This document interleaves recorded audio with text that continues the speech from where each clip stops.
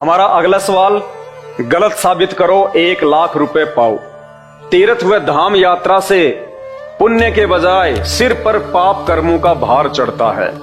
जी हां, आप जो हरिद्वार से ये कावड़ लेके आते हैं, आप बद्रीनाथ जाते हैं, नीलकंठ जाते हैं, केदारनाथ जाते हैं, बाबा रामदेव जी की यात्रा पे जाते हैं, बाबा खाटू श्याम जी की यात्रा पे जाते हैं, मेहंदीपुर के बालाजी जाते हैं, तिरुपति बालाजी जाते हैं, और भी ना जाने दुनिया भर के धाम हैं जहां पे आप अपना अनमोल समय और अपना पैसा बर्बाद करते हैं। चारों वेद और गीता जी में कहीं भी ऐसा कोई आदेश या उस परमात्मा का विधान नहीं है कि आपको वहां जाने से कोई लाभ मिलेगा या कोई पुण्य मिलेगा।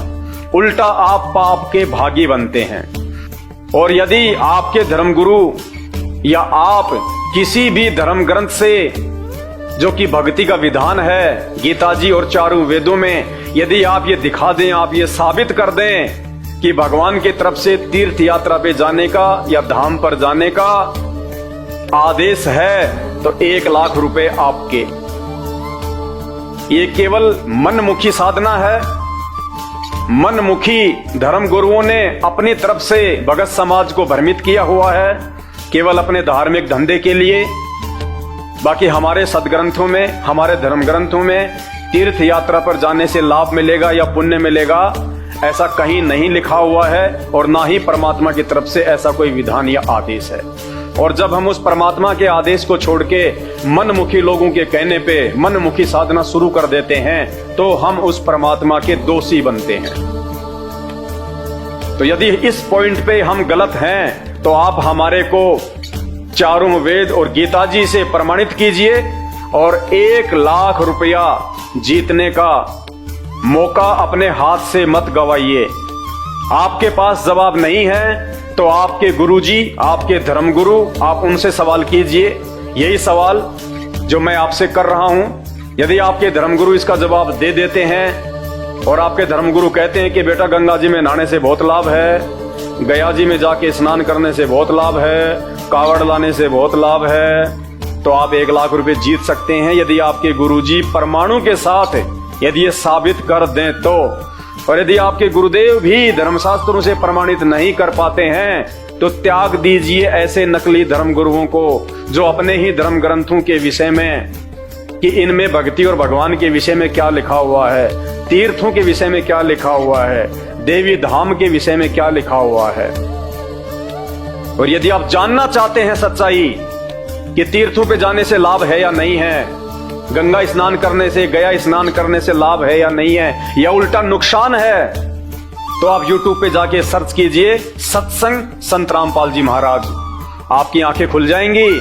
इन्हीं धर्म ग्रंथों से संत रामपाल जी ने यह प्रमाणित कर रखा है कि यदि आप इन तीर्थों पे जाते हैं, इन धामों पे जाते हैं, तो आपको पुण्य के बजाय पाप अधिक मिलते हैं। पाप जो आपको 84 लाख योनियों से बाहर नहीं निकलने देंगे, क्योंकि ये हमारा जो मानव जीवन है ये पाप और पुण्य के आधार से चलता है। तो भाई और बहनों, आंखें खोलो।